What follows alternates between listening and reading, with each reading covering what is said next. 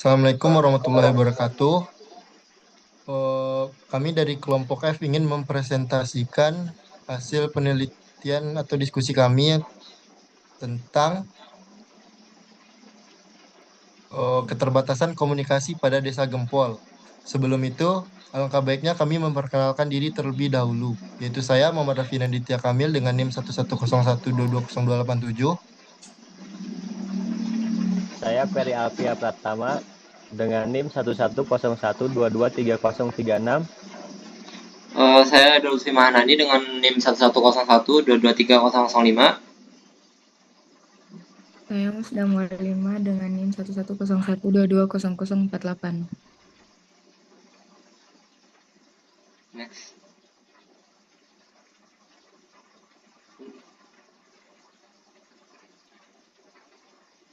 Untuk agendanya sendiri, di sini ada yang pertama ada latar belakang, yang kedua ada permasalahan dari berbagai sudut pandang, yang ketiga solusi-solusi terhadap permasalahan yang ada, yang keempat langkah-langkah penerapan solusi dan hal-hal yang perlu disiapkan untuk implementasi.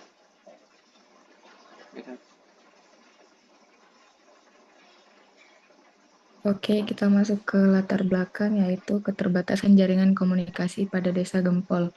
Di era di mana teknologi berkembang pesat, akses yang terbatas terhadap komunikasi merupakan permasalahan yang signifikan, terutama di wilayah pedesaan seperti Desa Gempol yang sering kali sulit diakses. Keterbatasan infrastruktur telekomunikasi di Desa Gempol menjadi penghalang utama bagi perkembangan masyarakat, pertumbuhan ekonomi, akses pendidikan, serta berbagai aspek kehidupan lainnya. Terbatasnya akses jaringan komunikasi di desa tersebut memperparah kondisi, menyebabkan kurangnya konektivitas dan jangkauan sinyal yang memadai. Dalam konteks ini, kendala-kendala yang terkait dengan komunikasi di Desa Gompol tidak hanya mempengaruhi kualitas hidup penduduk desa, tetapi juga menghambat potensi kemajuan yang bisa diraih dalam berbagai sektor, menyoroti kebutuhan mendesak akan solusi yang inklusif dan berkelanjutan. Selanjutnya ada permasalahan dari berbagai sudut pandang masyarakat. Sudut pandangan masyarakat yaitu koneksi yang handal dan cangkupan yang luas. Di desa, akses yang terbatas atau tidak stabil terhadap jaringan telekomunikasi bisa menjadi masalah besar. Terbatasnya infrastruktur telekomunikasi dapat mengakibatkan kesenjangan digital antara desa dan perkotaan. Keterbatasan komunikasi. Teknologi komunikasi yang terbatas di desa bisa membatasi komunikasi antar warga, mempengaruhi konektivitas sosial, juga menjadi penghambat dalam akses layanan penting seperti layanan darurat. Ketersediaan informasi dan pelayanan publik. Akses terhadap informasi terkini, layanan kesehatan online, atau layanan publik digital sering kali terbatas di daerah pedesaan, membatasi ketersediaan informasi dan pelayanan bagi masyarakat. Permasalahan dari berbagai sudut pandang ekonomi, yaitu pengembangan usaha kecil dan menengah (UKM). Keterbatasan aksesibilitas infrastruktur telekomunikasi yang handal di desa dapat menghambat pertumbuhan UKM dalam memasarkan produk dan layanan mereka secara daring. Kesenjangan ekonomi. Ketidaksetaraan dalam akses teknologi dapat membesarkan kesenjangan ekonomi antara daerah perkotaan dan pedesaan. Hal ini dapat mempengaruhi lapangan kerja dan kesempatan bisnis di desa. Peningkatan akses pasar. Keterbatasan akses teknologi telekomunikasi dapat menjadi hambatan bagi petani atau produsen lokal di desa untuk menjual produk mereka ke pasar yang lebih luas. Permasalahan dari berbagai sudut pandang ekonomi. Pembelajaran jarak jauh yang tidak merata, akses terbatas atau tidak stabil terhadap teknologi telekomunikasi di desa dapat menghambat siswa dalam mengakses pendidikan jarak jauh efektif. Ketersediaan sumber daya pendidikan online seperti video pembelajaran atau platform belajar interaktif mungkin tidak tersedia merata di desa. Peningkatan keterampilan digital. Keterbatasan akses juga menjadi hambatan bagi masyarakat desa untuk mengembangkan keterampilan digital yang penting di era teknologi.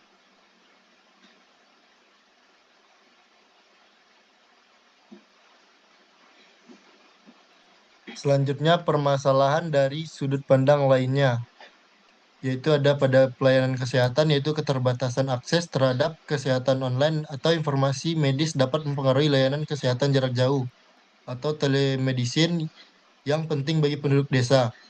Yang kedua ada pengelolaan SDA, penggunaan teknologi telekomunikasi yang terbatas dapat mempengaruhi pengelolaan SDA dan sumber informasi lingkungan di desa.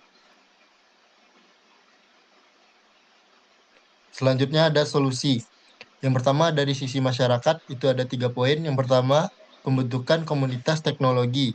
Masyarakat dapat membentuk komunitas atau kelompok yang berfokus pada teknologi untuk mencari solusi lokal, seperti pemasangan antena sehingga dapat meningkatkan jangkauan sinyal di area desa.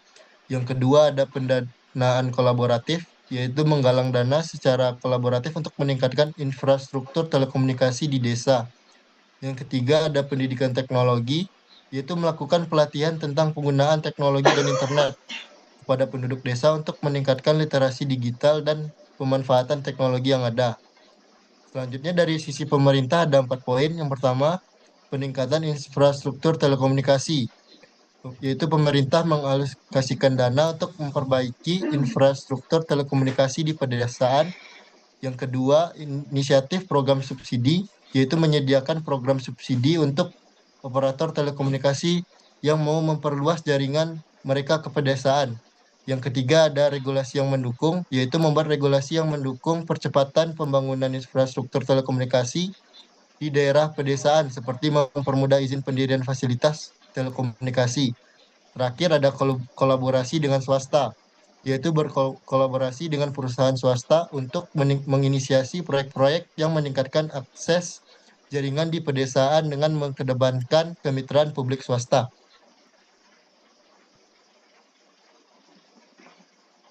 Baik, untuk langkah-langkah penerapan solusi dari sisi masyarakat, yang pertama, pembentukan komunitas teknologi. Yang pertama, identifikasi individu atau kelompok yang tertarik untuk bergabung. Yang kedua, tentukan tujuan rencana dan tugas masing-masing anggota. Yang ketiga, lakukan survei ke desa. Yang keempat, galang dana atau galang dukungan dari anggota penduduk dan lain-lain. Yang kedua, pendanaan kolaboratif. Yang pertama, tentukan model pendanaan seperti crowdfunding atau donasi sukarela, bangun kesadaran dan ajak partisipasi setiap elemen dari masyarakat. Yang ketiga, transparansi dalam penggunaan dana. Yang ketiga, pendidikan teknologi. Yang pertama, rencana workshop atau pelatihan di desa. Yang kedua, dukungan dari para ahli atau relawan yang punya keahlian dalam bidang tersebut. Yang ketiga, evaluasi konten dan pendekatan yang paling efektif untuk meningkatkan literasi digital. Lalu ada juga langkah-langkah penerapan solusi dari sisi pemerintah. Yang pertama, peningkatan infrastruktur telekomunikasi. Yang pertama, bisa diidentifikasi area prioritas. Yang kedua, alokasi anggaran yang cukup untuk perbaikan infrastruktur telekomunikasi. Yang ketiga, proses lelang atau kontrak dengan pihak yang terampil untuk melakukan pembangunan atau perbaikan. Yang kedua, inisiatif program subsidi. Yang pertama, buat program subsidi yang menarik dari operator telekomunikasi untuk memperluas jaringan mereka ke pedesaan.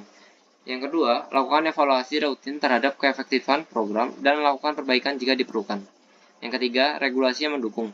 Yang pertama, diskusikan dan buat peraturan yang memudahkan izin pendirian menara atau fasilitas telekomunikasi di pedesaan. Yang kedua, kolaborasi dengan lembaga terkait untuk memastikan implementasi regulasi secara efektif.